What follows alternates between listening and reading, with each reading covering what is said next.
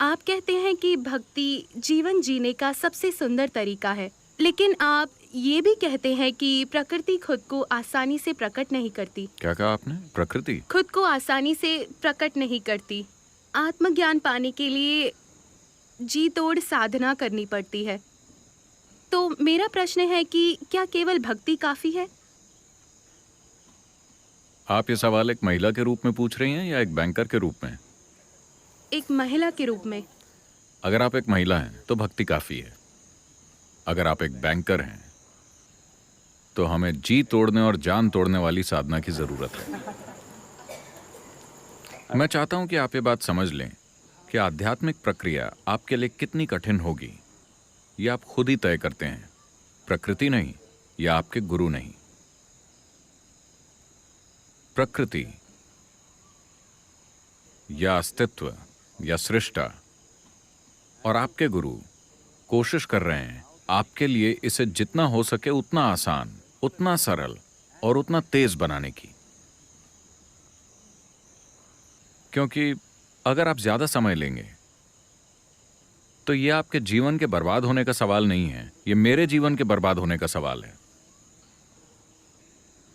अगर आप लक्ष्य तक नहीं पहुंचे तो सवाल आपके फेल होने का नहीं है, सवाल मेरे फेल होने का है।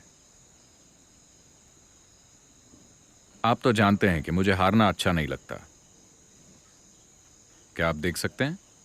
मुझे हारना अच्छा नहीं लगता। आपको देखना चाहिए कि मैं किस तरह सड़क पर गाड़ी चलाता हूं। मुझे हारना अच्छा नहीं लगता। अगर आप यहां एक महिला के रूप में हैं तो यह काफी आसान है, लेकिन अब बहुत सी दूसरी चीजें भी हैं। विदेशी बैंकों को हैंडल करना मुश्किल होता है क्योंकि छुपी हुई शर्तें होती हैं। हर समझौते में एक छुपी हुई शर्त होती है। वो इतने छोटे शब्दों में लिखी होती है कि उन्हें पढ़ने में पूरी जिंदगी निकल जाती है।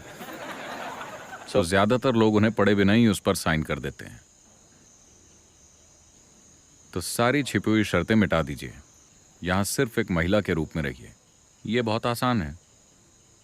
अगर आप यहां सिर्फ एक पुरुष या सिर्फ एक महिला के रूप में हैं तो बस इतने की जरूरत है। इसके लिए इतनी सारी बातों की और बकवास की जरूरत नहीं है। अगर मैं बस ऐसा करूं तो आप वहां पहुंच जाएंगे। So, devotion is another dimension of intelligence, which unfortunately today's world has lost out on. तो भक्ति बुद्धि का एक अलग आयाम है जो दुर्भाग्य से आज की दुनिया ने खो दिया है।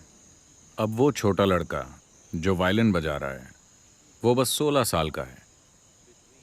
वो अपने पिता की तरह जीनियस बनने से ज्यादा दूर नहीं है। वो लगभग वहां तक पहुंच गया है।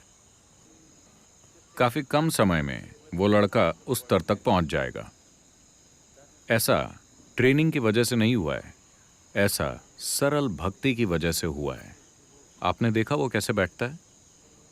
देखिए किस तरह वो अपने पिता के पास ढेर सारे प्रेम और भक्ति के साथ बैठता है। आप उसकी आंखों में देखिए, वो कितने प्रेम और भक्ति से अपने पिता की ओर देखता है। उस भाव में सीखने की प्रक्रिया एक बिल्कुल दूसरे तरीके से हो जाती है। एक आंध्र प्रदेश में एक बहुत ही उम्दा संत हुए। आंध्र प्रदेश में ऐसा कोई घर नहीं है जिसमें इस संत के बारे में कम से कम एक छोटी सी किताब ना हो। वैसे उनका नाम तो कुछ और था, लेकिन लोग उन्हें वेमन्ना बुलाते थे, तो उनका नाम वेमन्ना है। वो अपने गुरु के साथ थे और वो थोड़े बुद्धू से थे। वो एक बुद्धू साथी है। वो इतने अनाड़ी हैं कि उन्हें कोई भी बात समझ नहीं आती।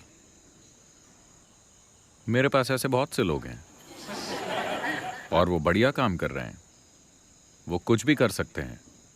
होशियार लोग, जिन लोगों को लगता है कि वो बहुत होशियार और स्मार्ट हैं, ईशा में वो लोग उलझ जाते हैं। अनाड़ी लोग बढ़िया काम कर रहे हैं।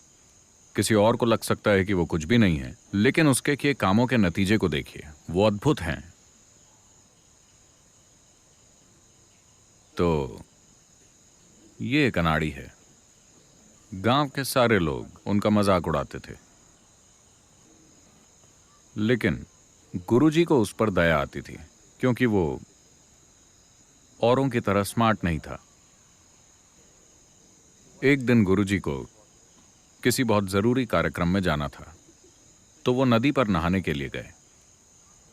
इस लड़के को अपने कपड़े देते हुए उन्होंने कहा, इन कपड़ों को हाथ में पकड़कर खड़े रहो, इन्हें नीचे मत रखना, क्योंकि जमीन गीली है और कपड़े गंदे हो जाएंगे। इन्हें नीचे मत रखना, बस इन्हें हाथ में पकड़े रहो। तो गुरुजी नदी में डुबकी लगाने और नहाने के लिए चले गए, और जब वो बाहर आए, लड़के ने कपड़े जमीन पर रख दिए थे। कपड़ों पर मिट्टी लग गई थी। उसने इसलिए उन्हें नीचे रखा क्योंकि जब गुरुजी ने उसकी ओर देखा, उसे लगा कि उन्हें कुछ चाहिए, और वो कपड़े नीचे रख गुरुजी की ओर भागा। वो बहुत सरल है, एक बार में एक ही चीज, वो दो चीजें नहीं संभाल सकता। ये दो चीजें थी, कपड़े और गुरुजी। दो ने उसे मुश्किल में डाल दिया।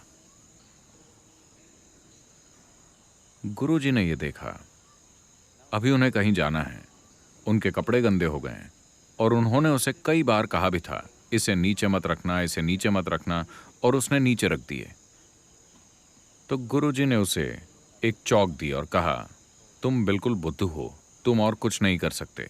यहां बैठो और बस राम राम राम लिखो इस पत्थर पर।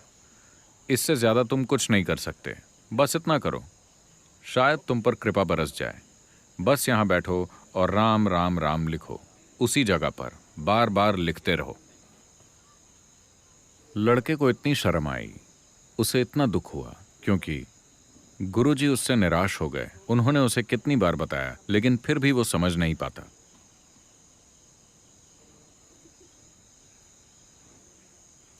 तो उसने लिखना शुरू किया। गुरुजी जल्दी में वहां से चले गए। पूरा दिन किसी कार्यक्रम में हिस्सा लेने के बाद गुरुजी शाम को वापस लौटे, और उन्होंने सबसे पहले पूछा, वो लड़का कहाँ है? क्योंकि उसके साथ सख्ती से बात करने के कारण उन्हें बुरा लग रहा था। लड़का आश्रम में नहीं था। अरे, मैंने उसे राम लिखने को कहा था और उसके बाद कोई निर्देश नहीं दिया, शायद वो वहीं हो। और वो वहां गए। लड़का अभी भी राम लिख रहा था। चौक बहुत पहले खत्म हो चुकी थी। उसकी पहली उंगली और अंगूठा भी यहां तक घिस चुके थे, और वो फिर भी लिखे जा रहा था, राम राम राम। गुरुजी ने उसे उठाकर गले लगा लिया।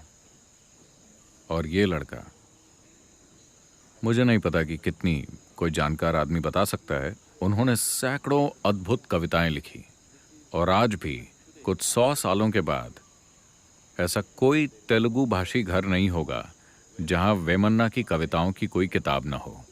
लगभग हर घर में वो होगी। जिस किसी को भी पढ़ना लिखना आता है, उनके घर में वो होगी ही।